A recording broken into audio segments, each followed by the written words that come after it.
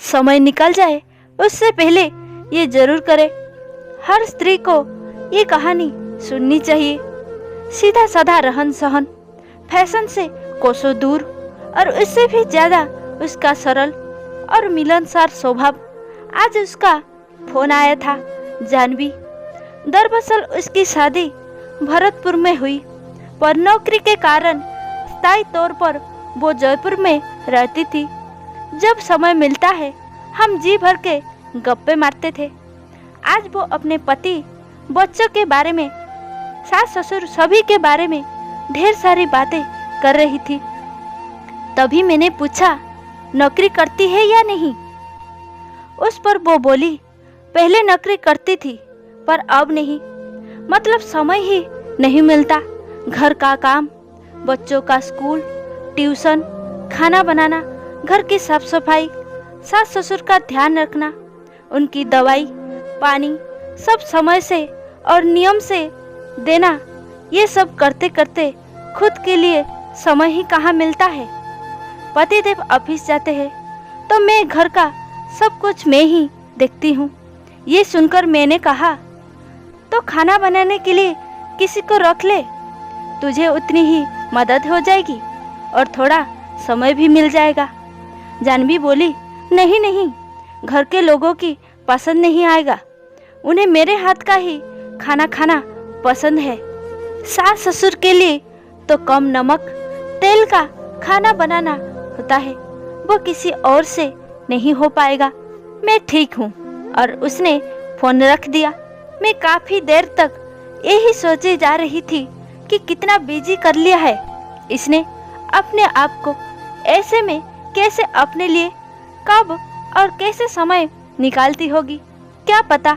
उसके बाद काफ़ी दिन बीत गए, जब के कारण न मुझे समय मिला और न उसका फ़ोन आया।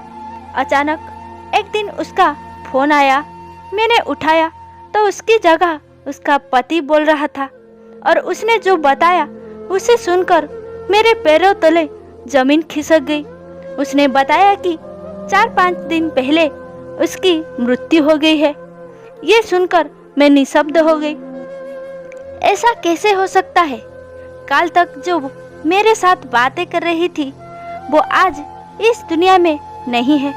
अगली सुबह मैं उसके घर गई। वहाँ जाने पर पता चला कि उसे ब्रेन ट्यूमर हो गया था। वैसे उसे माइग्रेन की भी शिकायत पहले से ही थी, पर वो सर दर्द को बड़े हल्के में लिया करती थी और इस बार तो उसने ध्यान ही नहीं दिया। डॉक्टर को दिखाया तो पता चला लास्ट स्टेज थी। 3 महीने अस्पताल में थी पर कुछ नहीं कर पाए। आज वो हमारे बीच में नहीं है।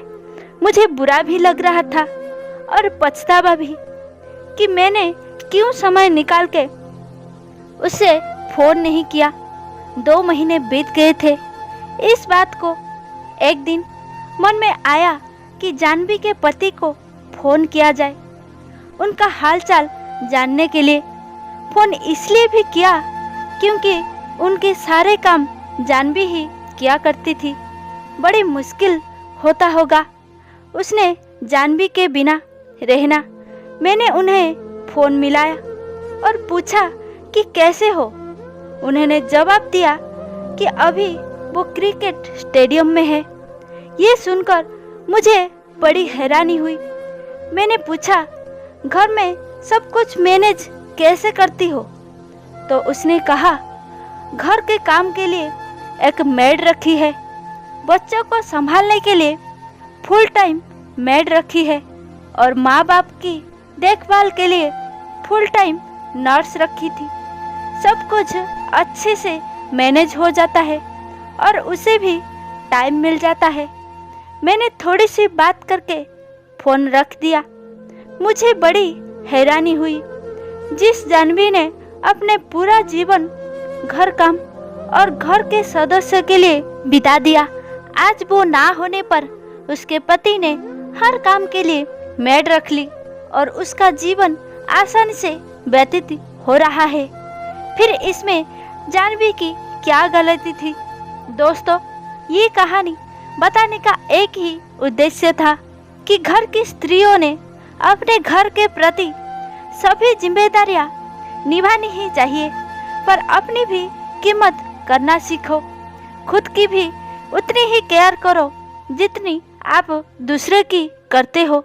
सभी काम मुझे ही करना है और मुझे ही आते हैं, इस बात को अपने दिमाग से निकाल दो, क्योंकि आखिर में कोई किसी का नहीं होता।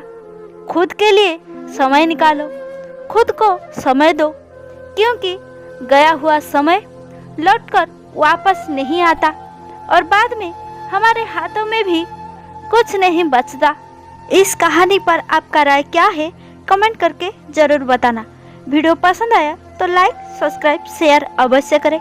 वीडियो को लास्ट तक देखने के लिए बहुत बहुत धन्यवाद।